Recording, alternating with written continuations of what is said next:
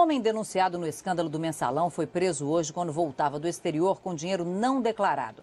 Era o equivalente a mais de R$1 milhão em euros, escondidos na cueca, nas meias e numa mala de mão, como conta o repórter César Tralli. Amanhã, a ministra Eliana Calmon ouve o dono da construtora Gautama, Zuleido Veras, acusado de ser o chefe do esquema. Entre os 6 depoimentos de hoje, o mais esperado é o da diretora comercial da empresa, Fátima Palmeira. Segundo a PF, Fátima é quem intermediava o pagamento de propina a servidores públicos e políticos. A população de Dourados, em Mato Grosso do Sul, enfrenta as consequências de um escândalo de corrupção que derrubou a cúpula dos poderes executivo e legislativo. O prefeito de uma pequena cidade do Pará é suspeito de desviar mais de 50 milhões do orçamento do município. Quando o assunto é denúncia, o mínimo que se deveria exigir de um poder público é transparência. Mas não é o que pensa, por exemplo, o Senado. Depois de várias irregularidades, a direção da casa decidiu dificultar o acesso a informações. As perguntas dos jornalistas vão precisar ser encaminhadas com antecedência e formalizadas num ofício. O prazo para resposta, até 5 dias. Com perguntas por ofício e 5 dias para responder, o Senado fica com tempo para camuflar os desvios e destruir as provas. Afinal, esses repórteres intrometidos só descobriram que se pagava a hora extra nas férias por causa dessa maldita transparência.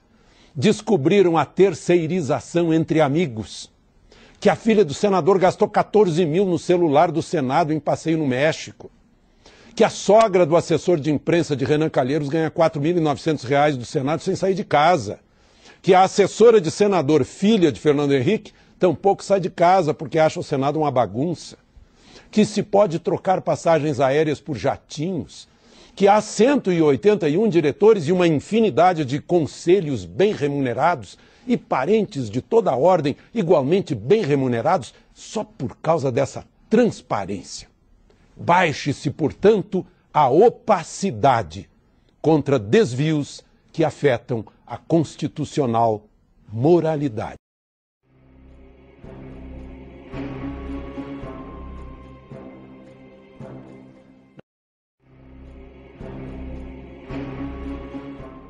Nos últimos 35 anos, o Brasil melhorou muito, mas nós não conseguimos encurtar a distância entre os extremos.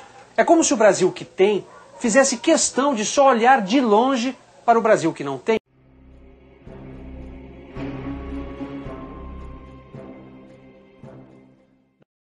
Tem um bocado de casa vazia aqui, né?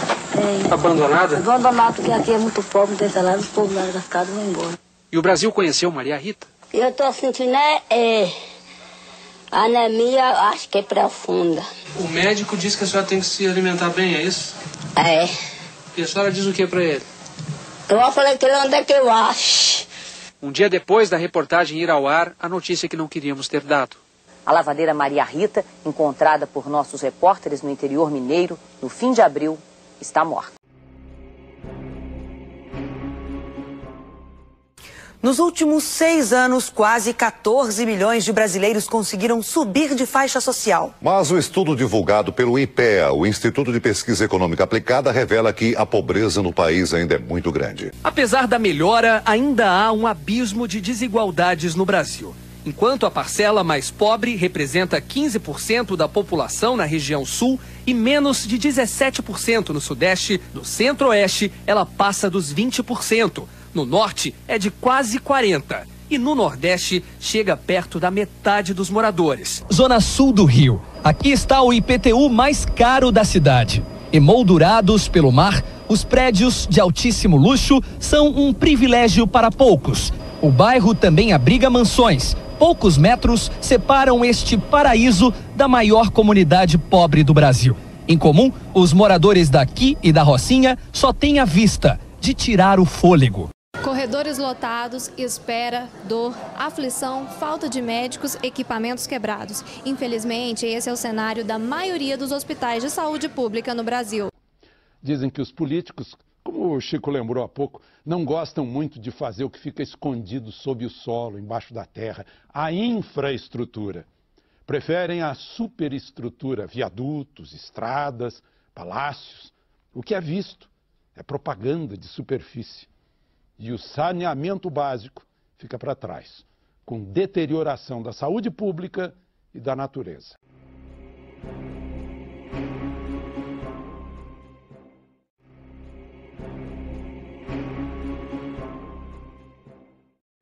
No que ajuda o financiamento público? Primeiro, ele permite a entrada de muitos atores sociais na política. Hoje muita gente desiste antes de se candidatar porque ela sabe que não tem dinheiro para financiar uma campanha. Segunda grande mudança importante, o financiamento público dá um impacto enorme contra a corrupção. É uma das armas mais poderosas que nós temos para combater a corrupção. Evidente que não é a única, evidente que a corrupção tem múltiplos fatores que a geram, mas não há dúvida que colocar todos aqueles que querem fazer negócios com o setor público, que vão vender obras, que vão vender serviços para a prefeitura, para o governo do estado, para o governo federal, serem os mesmos que financiam as campanhas, isto é uma química que não tem ajudado a democracia.